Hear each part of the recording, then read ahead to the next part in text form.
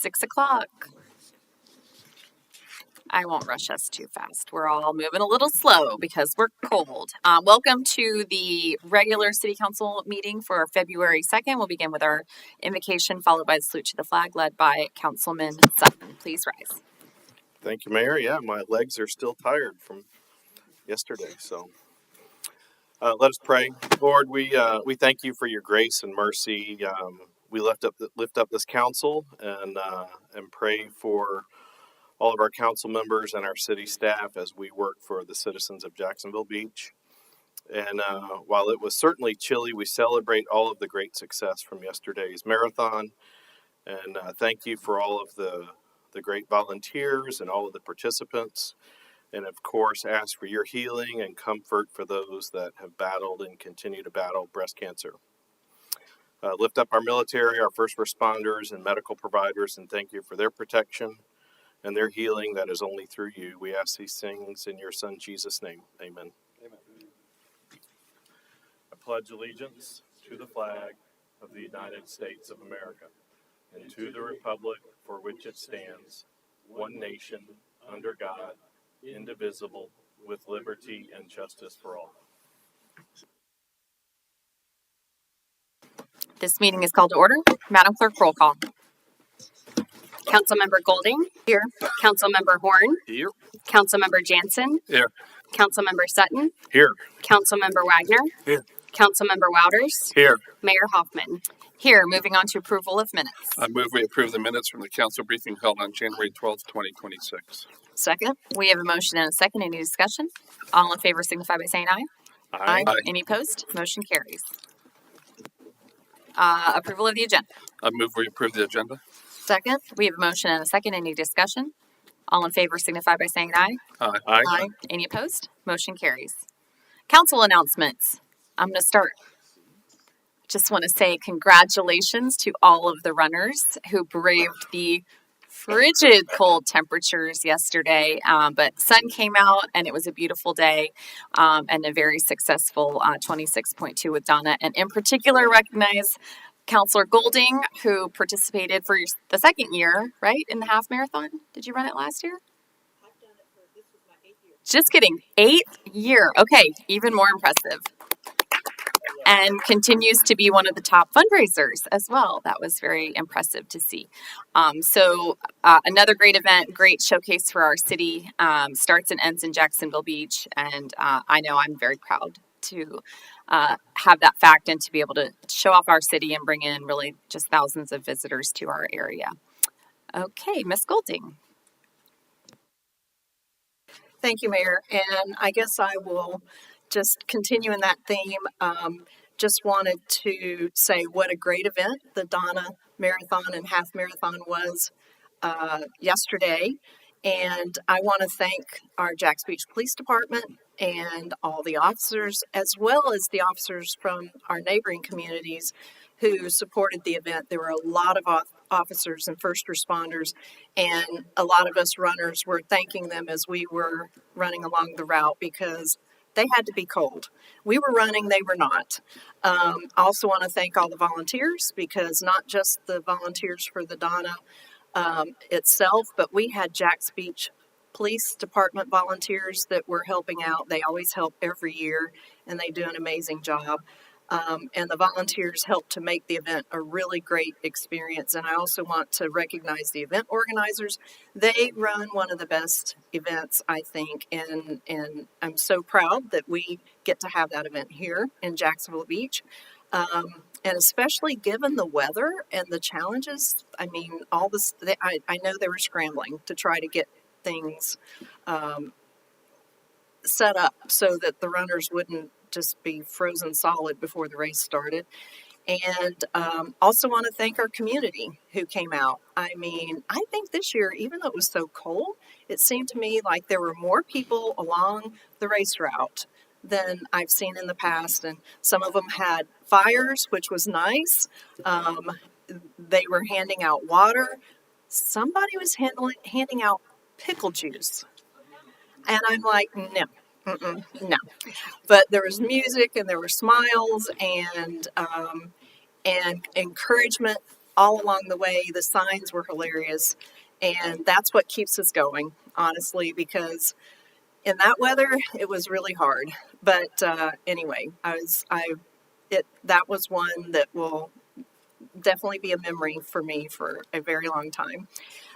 Also want to recognize all of the council and the mayor who we all went to Tallahassee last week for the Florida League of Cities Legislative Action Days, and we had meetings with our legislators, and I feel like, and I think everybody agrees that the meetings went really well.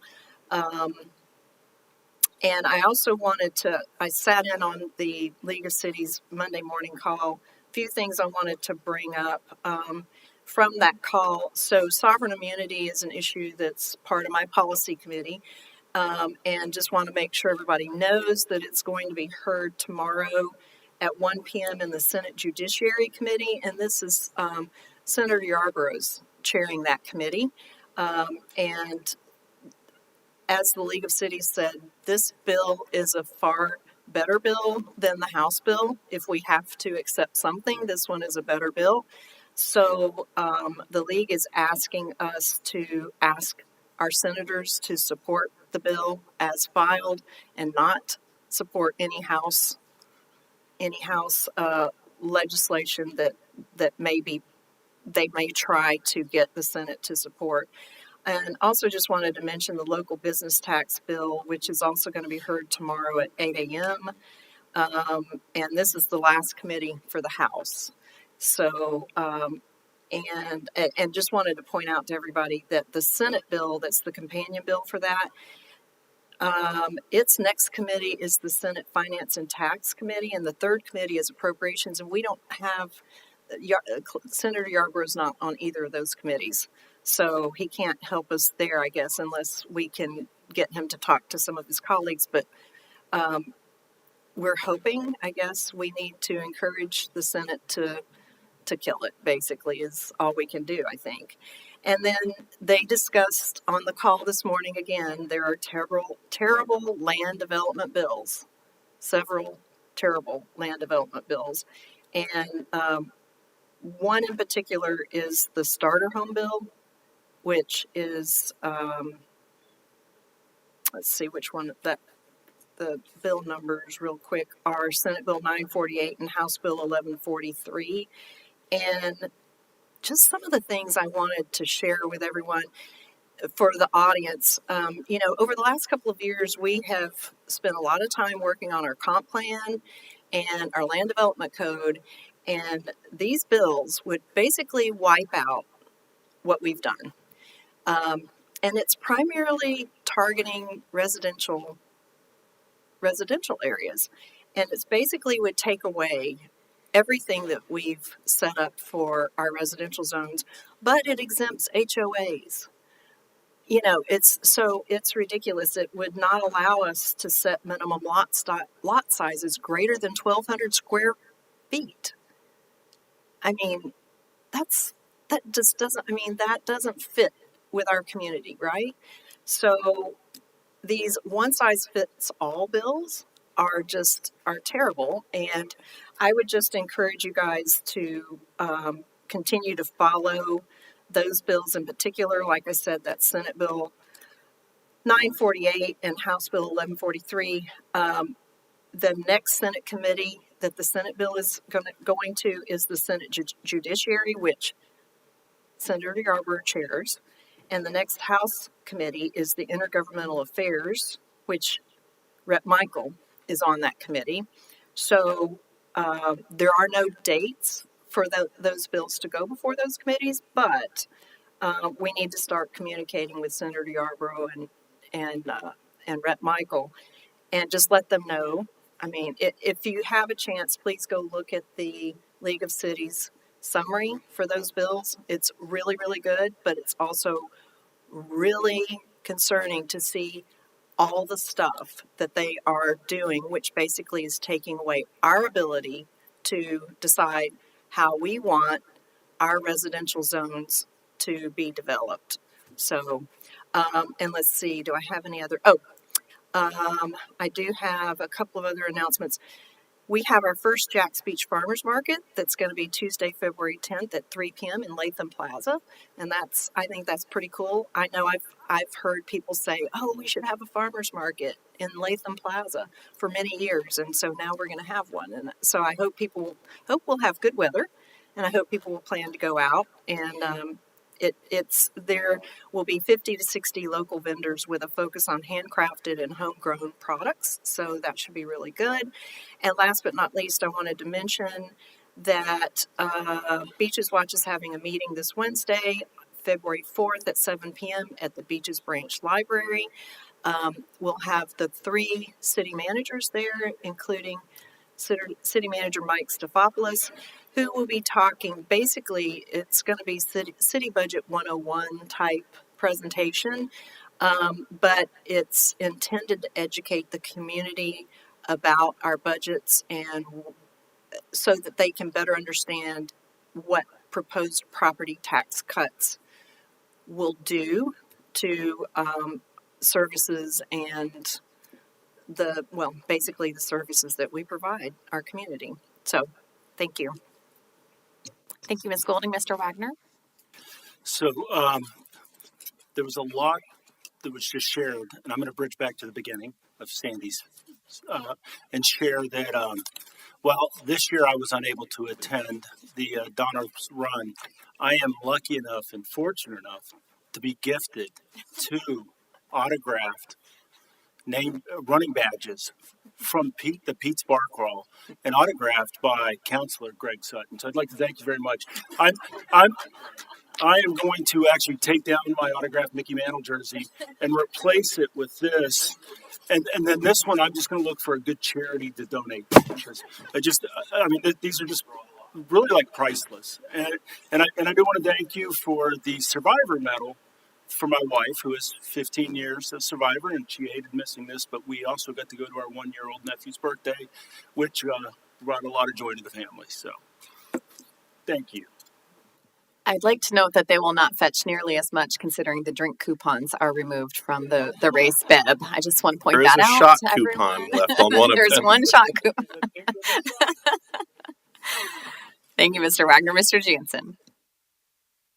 I just want to piggyback on what Councilor Member Golding said. First off, I'm really proud of our council and mayor. We showed up collectively in Tallahassee representing the city of Jacksonville Beach. And let me tell you something, our presence was felt. Every time we walked into a rep's or senator's office and they saw us waiting in the hallway, they immediately corralled us in. They closed the door and they said, "You guys get extra time because we're your district." They were very responsive. They gave us extra time to listen to what we had to say. And I think when we all go down there as a unified front, and partisan politics are aside, and we tell them what's important for Jacksonville Beach, they listen. And we got warm receptions on all of them. To add on to the House bills and all the stuff that Ms. Golding was talking about, property taxes.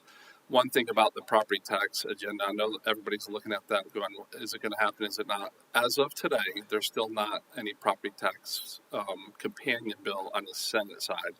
So that's not to say they won't come up with one before the legislative season ends. But if it were to end tomorrow, there would be nothing on the ballot for property taxes because the Senate hasn't addressed it yet. So there's that caveat that's sitting out there. Also, I'd like to say that we were featured in Quality Cities magazine this month. And for our communication plan and all the good things that are happening in Jacksonville Beach. If you get a chance to take a look at that, you can do that online. And then last but not least, it's been slow going, but I've been trying to work with Congressman Rutherford on appropriation for Jacksonville Beach for expanding 13th Avenue North as it turns into Roberts Drive in front of South, in front of Beach's Hospital. And that appropriation just got approved last week. So exciting news on the House side. It still has to go to the Senate side of the federal government. And pretty much, I'll say this carefully, most times when it makes it over to the Senate, it gets approved and moved right along. So keeping your fingers crossed, we'll have that approved and we'll begin work on all the improvements to 13th Avenue South and Roberts, which are desperately needed. And one last thing.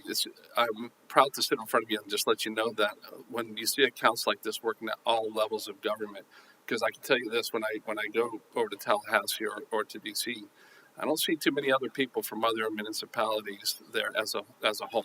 You know, you see an occasional person here and there, but not the entire council. So that's it. Thank you. Thank you, Mr. Jansen. Mr. Sutton. And I'll sign that for you as well. There. Just wanted to thank in particular and agree with Councilwoman Golding and Councilman Jansen on our really unified, overwhelming 7 out of 7 of us in Tallahassee last week was and City Manager Stefopoulos, thank you for being there as well. And it really was a strong showing and meant a lot. And we did get the attention of our senators and representatives that we visited. But in particular, Councilwoman Golding and Councilman Jansen, thank you guys for how well you guys articulate our message and represent the things that are important to Jacksonville Beach. It doesn't go unrecognized, and a lot of the rest of us can learn from that. So thank the two of y'all very much. Thank you, Mr. Sutton. Mr. Wouters. Thank you, Madam Mayor, and thank you, Councilman Sutton, for saying those comments because you beat me to the punch. Congratulations once again. So you went to the bar crawl? Is that what you did? You did not participate in the run? Just to set the record straight. I think I ran somewhere. But... And last but not least, I would like to wish happy birthday to our Parks Director, Mr. Jason Fatides. We're wishing you many more, sir. You're awesome. God bless you. Our gift to you is not singing. You are welcome. Any other council announcements? City Manager Stefopoulos. Thank you, Mayor. Just wanted to give a quick update to the council and to anyone else who might be out there watching at home about the electric power and energy in general within our service territory. Over the last several days, you've probably seen on social media and in the news a lot of announcements, not just from us, but from other power agencies around the state, asking people to conserve, asking them to set their thermostats low, or asking them not to plug in their EV vehicles during certain times of the day. All of that was to make sure that we in the state of Florida did not end up in a similar situation to Texas a couple of years ago. If you remember, they had blackouts and extremely high power bills that came through because their grid was not able to handle the power demand that came through. For those of you that may not know, we are part of FMPA, the Florida Municipal Power Agency. We actually have a consortium of over 30 municipalities across the state of Florida, and we also participate in power generation. We own pieces of power plants, in some cases whole power plants across the entire state. One of the things that we needed to do was make sure that the demand that came into our system, that the system was able to handle it from a production perspective. Saturday night going into Sunday morning, that was very rocky for FMPA. We found ourselves having units across the state that went down, not just ours, but other providers as well, had generation that went down. And the grid as a whole was a little sketchy at that point. Coming out of Sunday and looking for what we could expect with Monday, there was a lot of concern that we were going to try to shave the peak as best we could to reduce the demand during those critical hours of 6 a.m. to about 9 or 10 in the morning. Don't forget, we do also have some solar generation, but the solar generation doesn't kick on until not just the sunrise, but until it's at a good enough angle that it can actually generate some electricity. So we took some measures here at the city. Part of that resulted in us opening a little bit later this morning while we kept those thermostats down as low as we could to reduce demand. But I would also like to thank all of our commercial partners as well. We put calls out to some of our largest users that have diesel backup generators, and they were able to turn on their generators and take the demand off of the system. Overall, FMPA shaved about 5% of its peak demand across all 33 municipalities that participate. That was enough to keep us where we needed to be. But to put it into perspective, when FMPA is having conference calls with the Department of Energy on a regular basis during this event, you knew it was a big event. So we'd like to think that we came out of it pretty good. A thank you to all of our partners that participated, and hopefully the worst of us is behind us. The worst of it is behind us. Thank you, Mr. Stefopoulos. Any other council announcements? Moving on to courtesy of the floor to visitors. I do not have any speaker cards, Madam Clerk. Nope. Okay. Moving on then to consent agenda. I move we approve the consent agenda. Second? We have a motion and a second. All in favor signify by saying aye. Aye. Any opposed? Motion carries. Consent agenda passes. City manager, new business, Mr. Barron.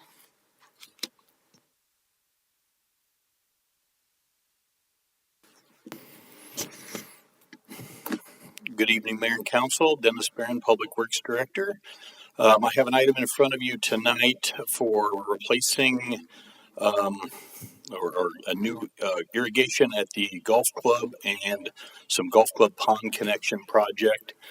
This is, of course, a big project for us because this is part of our Senate Bill 64 solution projects.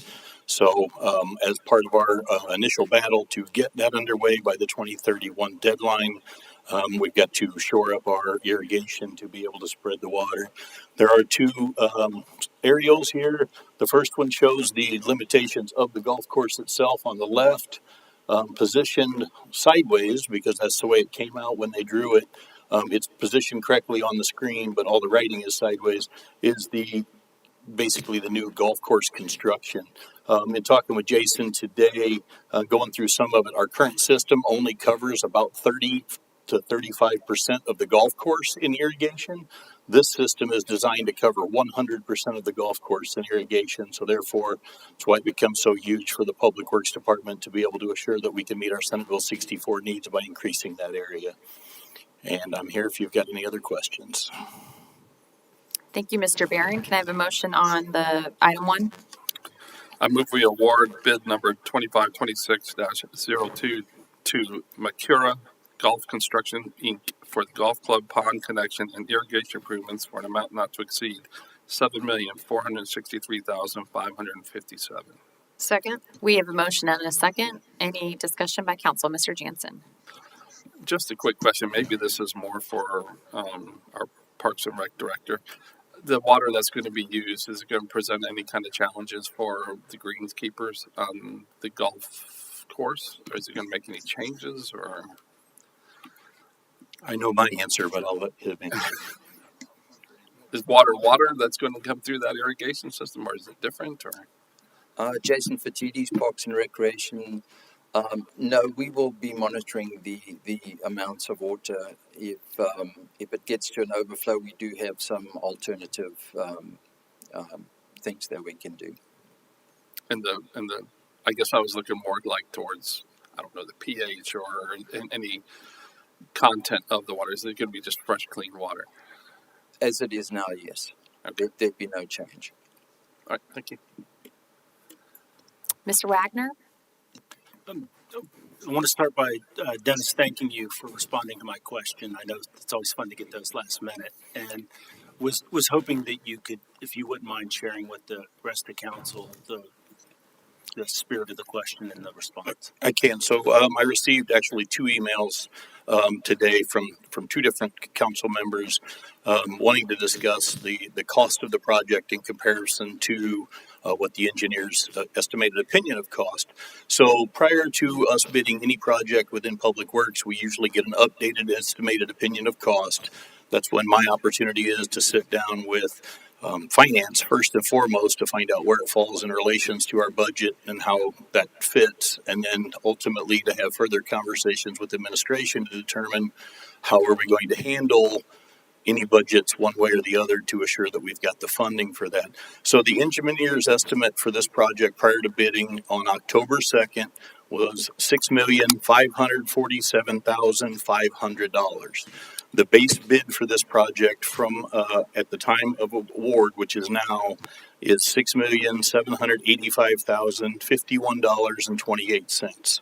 That's within 3.5% overall of the entire budget. That is is way tighter than we'll probably see on most other projects, just because to be that close to the number, it's sometimes over, sometimes under, but to be that close is pretty relative, is that's a good accurate number.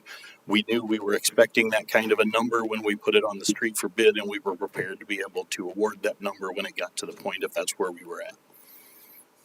Thank you for that. The concern was just the number of, we sent it out to a bunch of people, only one bid. And so what you want to do is make sure that that we're not getting an overinflated bid because there's no competition. And I think that was a fabulous answer, and it really kind of put all of that concern for me to rest. So thank you for doing that. Ms. Golding? I definitely want to echo what Mr. Wagner said, and I do appreciate that, because when I was going through the packet and everything, I too was concerned about the cost and the fact that we only had one bidder. And when we have multiple bidders, sometimes we see some that are just really high. And so my concern certainly is this one, since this is the only one we got, is this really the best bid? But thank you for your response, because that does help to give us a better feeling that this is not out of line. Correct. If we would have had an out of line, we would have been having a different conversation. I think at this point, if we weren't prepared to fund that extra, if it indeed had been extremely outlandish. So we're prepared to make those calls when we have to, but bring them to you when we're at the point that seems like we're reasonable expectation. So my request would be that maybe in the future, if we have another situation like this, maybe some of that information could be provided in the memo. Maybe the engineer's estimate to show that it's within 3% and that, that it's a reasonable, is that something that's possible to include in the memo? Okay, because I just think that could be helpful for all, even the public who reads the agenda and looks at the packet. We don't want them to have the same concerns that we do. We get to ask you and get that information, but they may not. So that could be really good if you could include that in the future. Hopefully we don't have that in the future, but you never know, right? I never see you all with public works projects, so I'm sure that won't happen. Even in 2 weeks, guess what? You'll probably see that already on the next one. Thank you. Mr. Wouters? Thank you, Madam Mayor. Excuse me. And I would like to thank Director Barron and Director Fatides for their lengthy conversation today at the golf course, as well as Mr. Street, the golf pro there. And I really appreciate the comments of my colleagues, and I understand where you're coming from. But there's a few things I would like to say. I've given this a lot of thought. This one bidder is taking up 3% of our budget for 2026. And the people who are giving us their money, just for example, if they were to get a home improvement project or buy a car, they wouldn't have one person come over and say, hey, we can do it for X amount. Now, as Mr. Fatides explained, this is, highly specialized work. And there were limitations on who could actually bid. And I appreciate that. But we have 7 bidders on our next project on the table. And given the fact that we have 2000 till 2031, 32 to complete this, and we have a new governor coming in, and there could be new policies where this could be a moot issue. And that's probably a remote possibility. But I think it would be a smart move to table this and try to rebid it and see if we couldn't get another bidder. So therefore, I will not be supporting this. Thank you. Thank you, Mr. Wouters. Mr. Horn? I agree with Councilwoman Golding in regards to if the concerns obviously that several members I guess all of us on council have. We are reaching a point of increased scrutiny in regards to how we spend tax dollars. I know that this is associated with a partial implementation of SB 64 and our goal for elimination of the surface water. And my concerns, I can say them now because Councilman Wouters brought this up, but as we are within 3.5%, I think it was, of the estimated cost of this project, my concern is if we resend this out to bid, next time it might come in at 5 or 10%. And knowing that, as it stands right now with SB 64, we've got until a set date to reach that. If we push this off, the next time it comes in at 8 million, 9 million, again, being at 3.5%, this is a big number. I do see where, this was, we have 3 million in the fiscal year 2025 budget. And I wanted to ask, is that technically last year's budget going into this year, or it was scheduled to be spent last year for this project and we were pushed? So that comes into this year as well. How's that? Okay. So we had money from last year budgeted, we did not use. We have money from this year budgeted, which we did not use, or which we are using, correct? Reserve. Okay. Okay. So again, I just want to say, I am appreciative of all the members of council who are kind of monitoring and realize that we are all going to be under significant scrutiny as stewards of the tax dollars. And I know I appreciate you guys getting this going because we have to get it done at some point under SB 64. Thank you. Thank you, Mr. Hort. Ms. Golding? Just one quick follow-up, to follow up on what Mr. Horn said. And for the sake of the audience, this is what we call an unfunded mandate. So the state a few years ago said that we had to do this, and you can now see that the state's requiring us to spend $7 million. And like Mr. Horn said, if we were to rebid this, we might end up in the same situation we were in with those walkovers, with the beach walkovers, where we saw a really big increase in the cost to do those beach walkovers.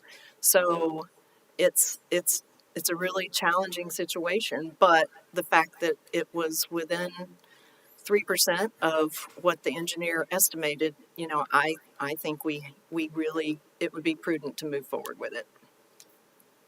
Mr. Jansen?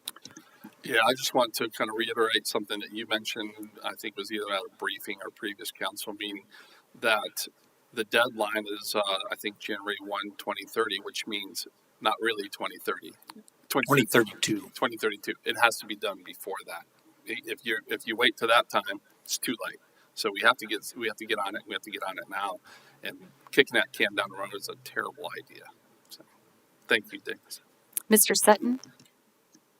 Yeah, I really like the idea that we're able to both meet the requirement and we're really investing in our asset here big time. I think Dennis mentioned we can irrigate, what is it now, 30-some%? From what Mr. Fatides was sharing with me today, our current irrigation system, which was part of the original golf course, when we redesigned the golf course, or when they did some redesign work in 2018, they did not do anything at all with the irrigation system. So the irrigation system that we have at the golf course is the original irrigation system. The next golf course renovation is going to require a complete golf course renovation, including all of this work, which is irrigation work. So my project is kind of jumping in, or Public Works project is jumping in to be able to fund this project ahead of Mr. Fatides' schedule for parks. Also will be the foundation for moving forward in the golf course design, simply because now we've got a high-end irrigation system designed to water every corner of the system. And so our current system basically runs right down the middle of the fairways, and it waters the fairways, and that's it. The new system waters every single inch of the golf course. So it's a completely clearly different you can system. see that on the diagram on the right there. I mean, it's just going to cover everything, which is awesome. And Alan McCurrick and his group know what they're doing. They're the organization that's involved in any course, certainly in Northeast Florida and beyond, and moving dirt and doing renovations. So I'm sure they'll do a great job and take care of our course. And I think it's great that we're investing in the asset like this, and especially given last year some of the problems we had with the cold and all. And I'm sure we incurred some damage last week and a couple of nights ago, if not last night. And we'll be having to work our way out of that here this spring, but this will only help. Mr. Wouters? Thank you, Madam Mayor. I just want everyone to know that I love Jack's Beach Golf Course, and I've been a member there for years and years. And I want to see it protected and improved too. But I don't see how getting a competitive bid process would be detrimental to those goals. Thank you. Thank you, Mr. Wouters. Anyone else? Mr. Barron, how far does this move the needle to meeting our Senate Bill 64 requirements? So a lot of this baseline work and the major permit mod that we have sitting at DEP for consideration right now will be adding about 500,000 gallon to the golf course to be distributed on the golf course, and then this will actually set us up to be able to feed more for the passive park that's coming, as well as to be able to include a line to go north to go towards Tall Pines Park and towards Penman Park as part of the Penman Road project. So this piece here is the huge piece because it's going from our 1.1 million gallon allocation now to close to 1.7. We need to get to somewhere around 2.7 to meet our needs. And so this will be moving us ahead to at least 1.7. And then everything else we can add, we can begin to take chunks off of the rest of it to be able to get to our needs. So this will be able to be pivotal for getting us where we need to have to go. Thank you, Mr. Sutton. Did you ever revisit? Just a quick question too, since you were mentioning those. Also included in these was water distribution to Kirkland and Warren Smith as well, right? Those are currently already irrigated. We have an irrigation line that comes from the golf course, extends out up Penman Road. It picks up all of the Wingate properties. It picks up the police department, picks up O&M, goes to the cemetery, and then crosses over Beach Boulevard to the other cemetery. I got to figure out where that connects and whether I'm going to have to recross Beach Boulevard as the next project to be able to go up Penman when they do the Penman Road construction. We're working with Jacksonville to have that designed as part of their project, so they'll replace and put that in as part of their project when they get ready to do Penman Road. So that'll be the next piece to be able to get us to the next 3 parks on the north end where Jason's eagerly awaiting additional irrigation water. Good. Thank you. I'm glad we're taking this huge step. It sounds like this is going to be the linchpin to have a successful few more years as we work towards the 2031 goal. As recently as last week, someone addressed a rumor that we would be selling the golf course, and it happens. You guys probably hear this every couple of years, and it gives me the opportunity to explain something that I learned from our prior city manager, which is it's not just a recreational space in our city, but it's a really important part of our infrastructure. It's been very important to our stormwater drainage system, and now it's going to be important to meeting our SB 64 requirements to eliminate surface water discharge. So it's not just a pretty golf course. It's so much more than that, and it's so important to our community for reasons that our average citizen doesn't even know. So I really appreciate Public Works and Parks working together for some really creative solutions. There are some cities that are talking about doing, deep water injections, which would be so expensive. And the fact that we can use a lot of this water to water things that we're already watering is very impressive. And I think that is probably going to be something that'll be a model for other cities that are not addressing this as proactively as we are. So I really appreciate the legwork on this, and the fact that we can tie it into improvements that already need to be made at the golf course is a win for Mr. Fatidi's budget, I'm sure. And I know our CFO also really appreciates that. She's nodding if you can't see her on camera. So thank you. This is going to be a huge step. Any other questions or comments from council? Madam Clerk, roll call on item 1. Councilmember Golding, Yes. Councilmember Horn, Yes. Councilmember Jansen, Yes. Councilmember Sutton, Yes. Councilmember Wagner, Yes. Councilmember Wouters, No. Mayor Hoffman. Yes, motion carries. Item 2. I move we award the agreement with Dewberry Engineering for contract administration and engineering oversight for amount not to exceed $86,138. Second. We have a motion and a second. Any further comments on this one, Mr. Barron? I don't. This is just the contract management side that does all of the paperwork to make sure everything meets what our needs were as they were set forth, as they're being able to do it and check mark that we get everything and make sure we get finished documents at the end to assure that we've got everything accounted for. Thank you. Any questions or comments from council? Madam Clerk, roll call, item 2. Councilmember Horn, Yes. Councilmember Jansen, Yes. Councilmember Sutton, Yes. Councilmember Wagner, Yes. Councilmember Wouters, No. Councilmember Golding, Yes. Mayor Hoffman. Yes, motion carries. Item 3. I move we authorize the mayor and city manager to negotiate and execute any contract as a result of this bid award. Second. We have a motion and a second. Any discussion? Madam Clerk, roll call. Councilmember Jansen, Yes. Councilmember Sutton, Yes. Councilmember Wagner, Yes. Councilmember Wouters, Yes. Councilmember Golding, Yes. Councilmember Horn, Yes. Mayor Hoffman. Yes, motion carries. Thank you, Mr. Barron. Thank you, Mr. Fatides, as well. Seeing no further business, can I have a motion to adjourn? I move to adjourn. Second. We have a motion and a second. All in favor signify by saying aye. Aye.